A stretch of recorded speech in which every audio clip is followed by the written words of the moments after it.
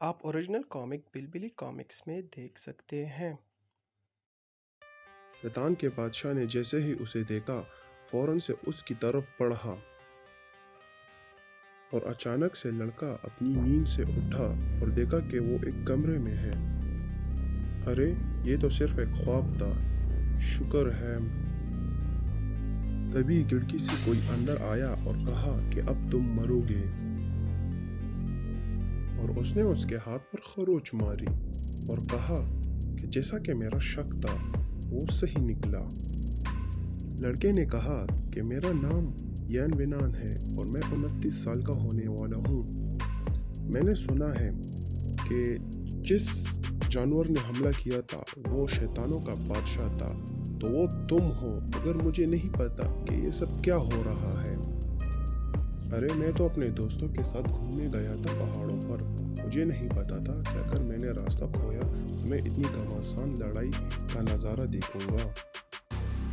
पता नहीं कि मैं उस जादुई दायरे में कैसे पहुंचा और देखा कि मैं इस हॉस्टल के कमरे में पड़ा हूँ और मैं सिर्फ एक ख्वाब देख रहा था। मुझे तो लगा कि डीमन किंग एक बहुत ही हैंडसम लड़का है, मगर अब तो लगता है कि डीमन किंग ने कहा कि ऐसे मत देखो मुझे, तुम्हें मैं बहुत ही जल्द मार दूंगा।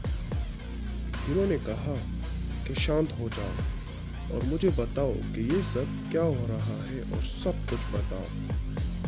डीमन किंग ने कहा कि क्या तुम्हें रूह को हटाने का तरीका पता है?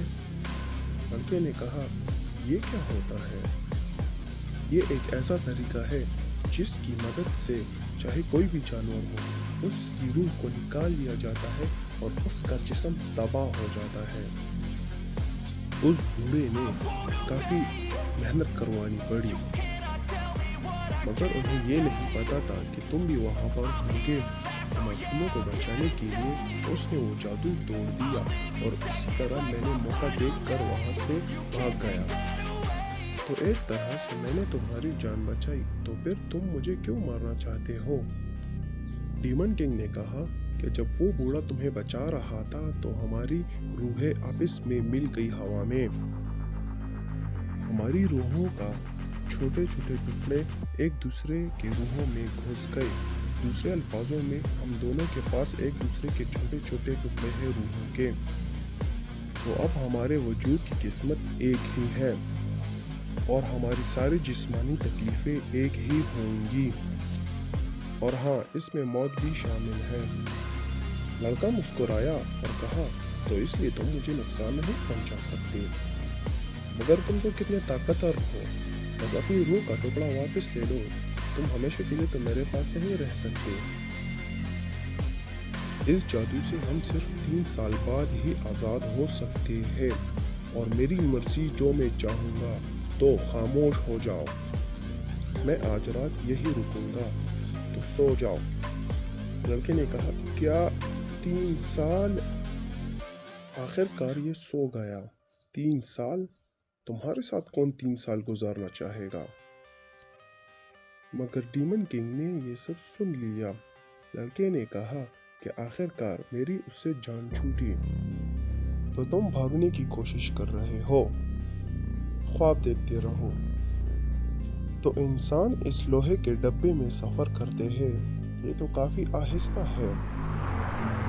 मुझे तो बहुत नींद आ रही है, पहले मैं थोड़ा सो लेता हूँ। अरे रोशनियाँ क्यों बंद हुई? क्या हो रहा है? क्या बाहर कोई साया गुजरा?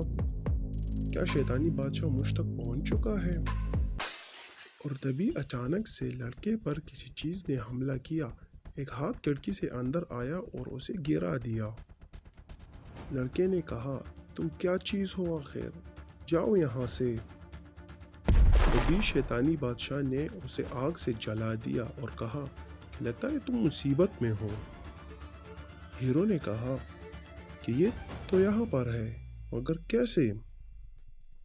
लड़के ने आवाज सुनी और कहा कि ये शोर कैसा है, और तभी बहुत सारे हाथ बस के अंदर आए।